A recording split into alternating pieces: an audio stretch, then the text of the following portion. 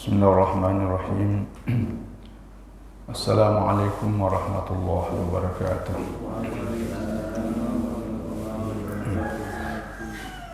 Alhamdulillah rabbil alamin.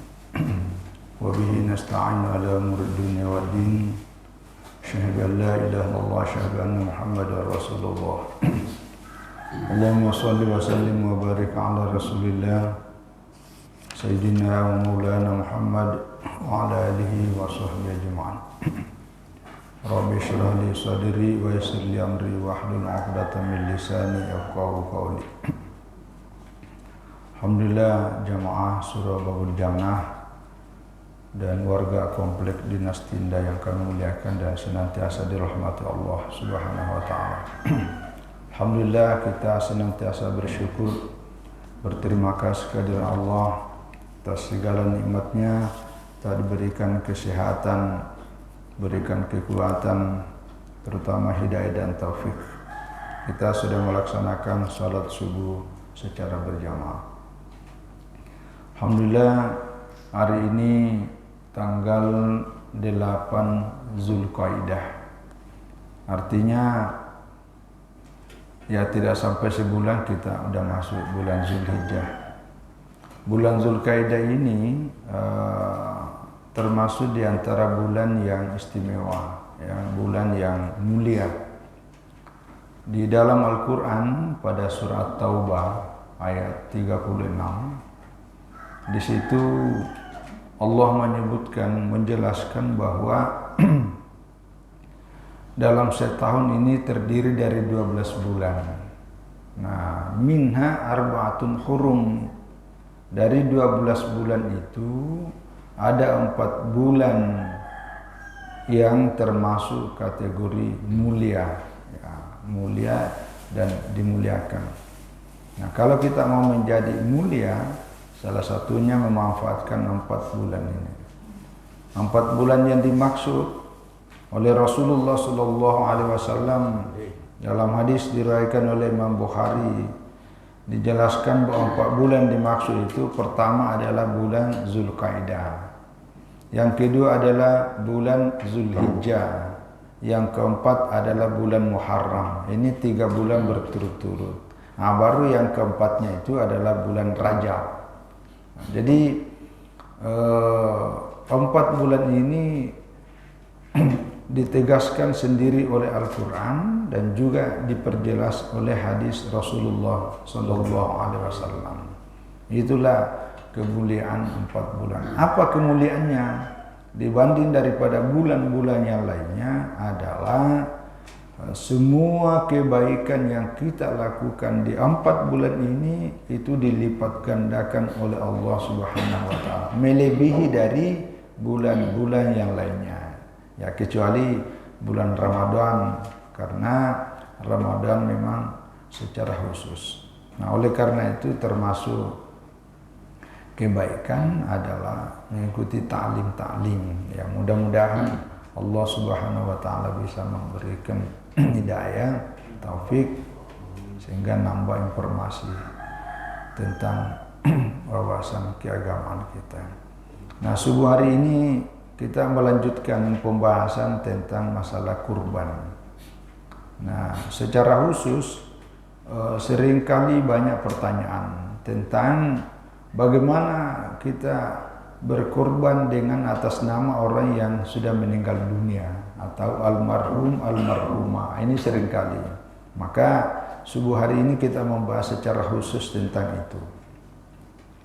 Nah, di dalam kitab ini Syekh Wahab Az-Zuhaili membahas secara khusus mengenai masalah ini. Al-udhiyatu 'anil ghairi, yaitu kita berkorban atas nama orang lain. Ya, kalau yang kita bahas selama ini adalah berkorban untuk diri kita, yang di dalamnya tercakup keluarga. Ya, yang kita sebutkan kemarin ada namanya sunnah kifayah.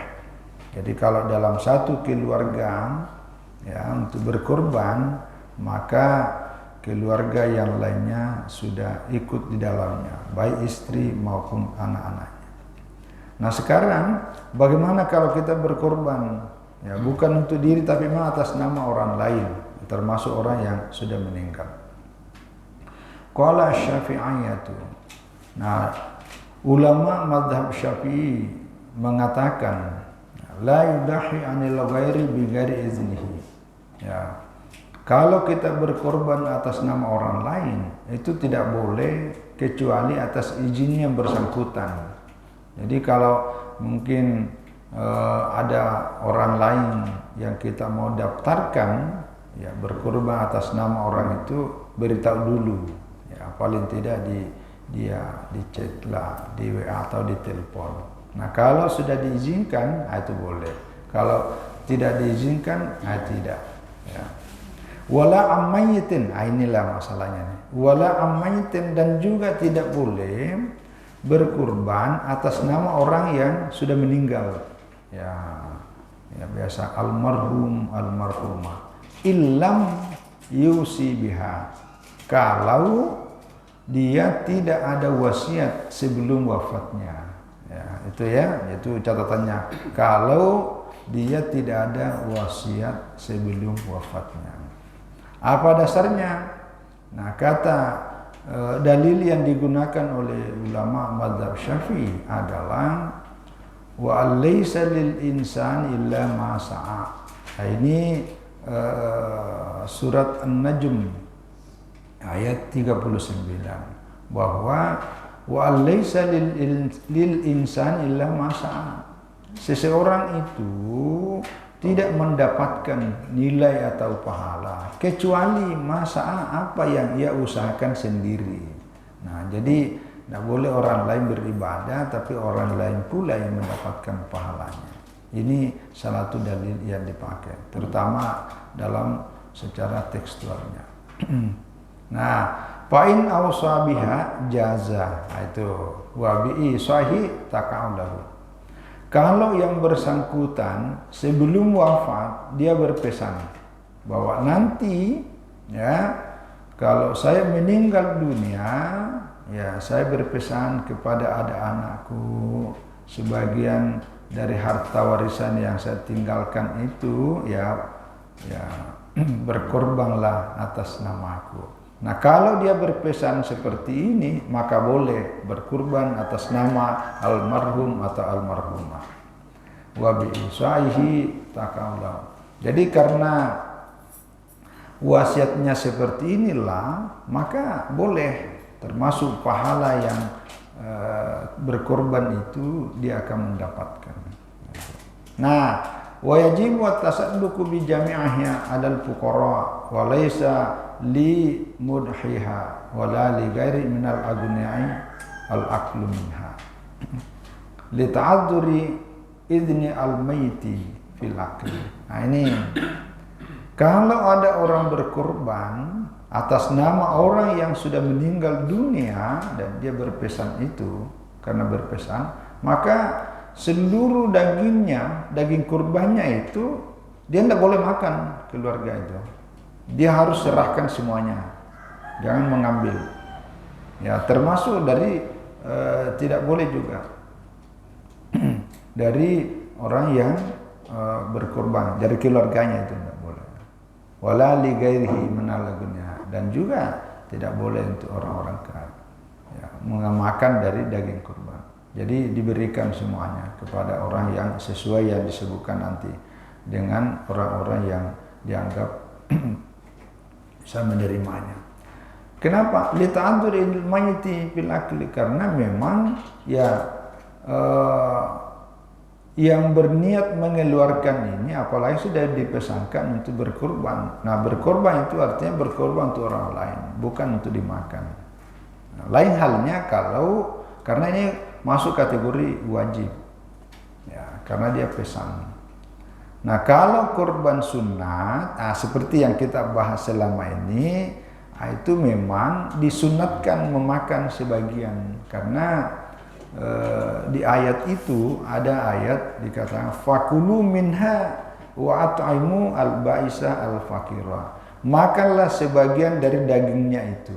Jadi memang kita diperintahkan untuk makan minha sebagian, jangan semuanya. Potong kembar kita, ya semuanya itu tidak ada lainnya, itu lain cerita tuh. Itu. Dan sebagainya berikan kepada al-ba'is, al-fakir, orang-orang yang memerlukan, orang susah. Nah, lain halnya kalau akikah ya. Itu bedanya nanti, bedanya. Kenapa diminta untuk kita makan sebagian dari yang kita kurban? Karena untuk membedakan dengan sembelihan-sembelihan yang dianggap sebagai sesembahan kepada berhala. Itu. Karena zaman dulu kalau ada orang berkurban itu untuk sesembelihan kepada tuan-tuan yang mereka sembah, demi Uzza, demi apa? Lata, Manata, itu ada berapa nama-nama Tuhan sesembahan. Jadi dia berkorban atas nama Tuhan mereka itu, maka mereka tidak boleh makan itu. Nah, ketika turun perintah hukum syariah mengenai berkurban supaya tidak sama dengan itu, maka itulah kemudian tidak disunatkan memakannya. Jadi menyalahi, berbeda dengan tradisi kebiasaan orang-orang sebelum Islam. Tapi kalau dia wasiat, ya memang diwasiatkan untuk diberikan kepada orang. Gitu. Ya, jadi sekali lagi dalam mazhab Imam Syafi'i, kalau orang sebelum wafat pernah berwasiat untuk berkorban atas nama dirinya, maka itu boleh. Tapi kalau tidak, maka itu tidak diperkenankan. Satu. Wa qala al-Malikiyah, tapi dalam pendapat ulama mazhab Malik, wa kuriya fi'luha ammayitin illam yakun ayyanaha qabla mauti. Fa in ayyanaha bi ghairi an-nadri ya nudiba lil warisi infaduha. Nah, kalau dalam ulama mazhab Malikiyah hanya makruh, ya, bukan tidak boleh, boleh tapi tidak terlalu disunatkan. Jadi makruh hukumnya berkorban atas nama orang yang sudah meninggal. Kalau dia tidak menentukan sebelum wafatnya, ya, kalau dia menentukan nanti kalau saya meninggal, ini korban bagus untuk saya. Dia menentukan, tapi bukan juga nadar, bukan nadar. Kalau nadar kan dia mengatakan nanti tahun depan saya berjanji, ya. Nadar itu artinya berjanji. Nadar itu artinya sesuatu perbuatan yang pada dasarnya hukumnya boleh, mubah, bahkan sunat. Tapi karena dia bernadar, itu menjadi wajib, menjadi wajib. Jadi hati-hati kalau ada orang bilang kalau anak saya lulus, ya, CPNS atau lulus apalah, masuk kuliah apa segala, saya bernadar untuk, maka tahun depan saya bernadar untuk kurban. Itu kurbannya wajib tuh, bukan lagi sunnah tapi wajib. Dan konsekuensinya nanti juga ada penjelasannya, terutama dalam mazhab Syafi'i tidak boleh makan dagingnya itu, karena dia memang menjadi diwajibkan itu. Ya, walaupun mazhab Malikiyah membolehkan karena dianggap sama dengan sunnah, karena dia mewajibkan untuk orang lain, bukan untuk dirinya. Nah, itu bedanya, ya. Jadi kalau dalam mazhab Malikiyah khusus untuk yang tadi ini, kalau tidak ada penentuan dari almarhum atau almarhumah, maka untuk melakukan kurban atas nama yang bersangkutan, maka hanya hukumnya makruh. Tapi kalau dia menentukan berkaitan dengan hewan yang akan ia kurbankan, tapi bukan juga nadar, maka sunat, ya, tidak wajib, sunat bagi ahli warisnya untuk meneruskan. Yang ketiga, ini dalam mazhab waqala al-Hanafiyyah wal Hanabilah, dalam mazhab Imam Abu Hanifah dan ulama dalam mazhab Ahmad ibn Hanbal, tudbahu al-udhuhiyyatu ammayyitin. Ya, jadi boleh, ya, menyembelih hewan kurban atas nama orang yang sudah meninggal. Ya, wa yuf'alu biha ka'an hayyin minat tasadduqi wal akli wal ajru lil mayyit. Ya, jadi Kalau ada orang berkurban atas nama orang yang sudah meninggal, itu boleh dilakukan. Sebagaimana halnya orang berkurban waktu hidupnya. Nah, cuma niatnya sebagai at-tasadduq, sebagai sedekah. Dan niatnya untuk dagingnya memberi makan kepada orang lain. Nah ini. Dan pahalanya ya akan sampai dan dirasakan, ya didapat oleh orang yang bersangkutan, maksudnya orang yang sudah meninggal dunia. Lakin, nah ini juga ada tambahan dalam mazhab Hanafi. Yahrumu 'indal Hanafiyati al-aklu minal udhiyah allati dhaha biha 'anil mayyiti bi amrihi.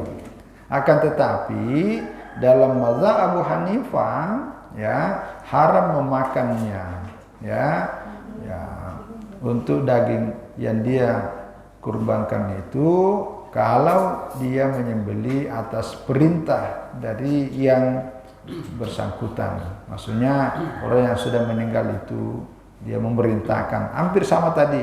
Kalau dia mewasiatkan atau semacam bernadar karena itu menjadi wajib, maka tidak boleh memakan dagingnya. Nah, jadi dalam mazhab Abu Hanifah dan Ahmad ibn Hanbal itu membolehkan berkurban atas nama orang yang sudah meninggal. Cuma niatnya memang bernilai, niatnya seperti sedekah, ya sedekah. Karena di antara sekian banyak dalil yang digunakan oleh para ulama berkaitan dengan sedekah orang yang hidup dengan niat kepada almarhum atau almarhumah, itu banyak dalilnya. Salah satu di antaranya, ini saya mengutipkan beberapa riwayat berkaitan dengan ini. Jadi dalam hadis riwayat Imam Bukhari yang bersumber dari Ibnu Abbas, anna rajulan qala li Rasulillah sallallahu alaihi wasallam, ya inna ummahu tuwfiyat. Ya. Ada seorang laki-laki datang kepada Rasulullah sallallahu alaihi wasallam, ya melaporkan, menyampaikan bahwa ibunya wafat, ibunya telah wafat. Lalu orang ini bertanya, ayam fauha in tasaddaqtu anha. Kira-kira wahai Rasulullah, kira-kira kalau saya bersedekah atas nama almarhumah ibuku ini, apakah ada manfaatnya? Qala na'am. Nabi menjawab, oh iya, ada manfaatnya. Nah, lalu yang mengatakan, fa inna li mikhraqan wa ushhiduka ya anni qad tasaddaqtu bihi anha. Kalau begitu, saya ini punya kebun. Saya mempersaksikan kepadamu wahai Rasulullah bahwa kebun saya itu saya sedekahkan atas nama ibu saya. Nah, jadi kita orang yang hidup boleh bersedekah ya atas nama orang yang sudah meninggal. Nah, itulah yang biasa itu nyumbang di masjid, kan? Atas nama almarhum almarhumah itu boleh, itu boleh, tidak apa-apa. Nah, atau di dalam hadis ini para ulama juga sering menjadikan dalil bahwa orang yang ahli waris atau keluarga yang ditinggalkan itu boleh berwakaf. Jadi sedekah yang dimaksud dalam hadis ini adalah wakaf. Jadi dia ada kebunnya, baru dia wakafkan kebun itu. Saya mewakafkan kebun ini atas nama ibu saya, atas nama ayah saya, atas nama suami saya, atas nama istri saya, atas nama keluarga saya. Itu boleh yang sudah meninggal dunia. Nah, kalau bersedekah, berwakaf atas nama orang yang sudah meninggal dunia, maka berkorban dengan atas nama orang yang sudah meninggal dunia juga dibolehkan. Sebagaimana bolehnya berwakaf untuk orang yang sudah meninggal. Jadi memang niatnya sama dengan itu. Nah, begitu juga dalam hadis yang lain diriwayatkan dari Abi Hurairah, kalau ini diriwayatkan oleh Imam Muslim. Ya. Anna rajulan qala lin Nabi sallallahu alaihi wasallam. Ada seorang laki-laki datang kepada Nabi sallallahu alaihi wasallam mengatakan, inna abi mata. Ya, kalau tadi ini kan dari Ibnu Abbas, dia menceritakan seorang laki-laki melaporkan bahwa ibu saya telah wafat. Nah, kalau yang ini melaporkan bahwa ayah saya telah wafat. Wa taraka malan, dan dia meninggalkan harta, ya, peninggalan harta warisan. Walam yusi. Nah, tapi dia tidak ada wasiat, tidak ada pesan apa-apa, hanya saya berinisiatif ini. Nah, lalu dia bertanya sahabat ini, fahal yukaffiru anhu an atasaddaqa anhu. Kira-kira kalau saya bersedekah atas nama orang yang sudah meninggal ini, ayahku ini, bisa enggak? Ya, sedekahku itu menghapus dosa-dosanya. Qala na'am. Rasulullah SAW menjawab, iya. Nah, jadi kalau kita bersedekah atas nama orang yang sudah meninggal dunia, sedekahnya itu bisa selain mendapatkan nilai pahala di sisinya, di sisi Allah, juga bisa menghapus dosa-dosanya almarhum atau almarhumah. Nah, itu. Jadi salah satu kesempatan berbuat baik bagi seorang anak yang sudah kedua orang tuanya sudah meninggal dunia, boleh dengan cara bersedekah atas nama almarhum atau almarhumah. Jadi kesempatan kita untuk berbakti, berbuat baik kepada kedua orang tua, walaupun memang berbeda ketika hidupnya, tetapi tidak terputus. Ya, tidak terputus. Kita ini perlu diberitahu anak-anak kita seperti ini. Yang sampai kan ada juga nah ada itu manfaatnya kebaikan orang hidup kepada orang yang sudah meninggal. Ya, padahal dalam banyak hadis ini. Jadi inilah yang dijadikan ulama khususnya dalam mazhab Abu Hanifah dan mazhab Ahmad ibnu Hanbal tentang kebolehan, ya, berkurban oleh keluarganya atas nama orang yang sudah meninggal dengan niatnya sebagai sedekah. Lalu bagaimana dengan dalil yang dipakai oleh ulama mazhab Syafi'i yang mengatakan wa laisa lil insani illa ma sa'a, bahwa seseorang itu tidak akan mendapatkan kecuali dari hasil usahanya sendiri. Nah, penjelasannya begini.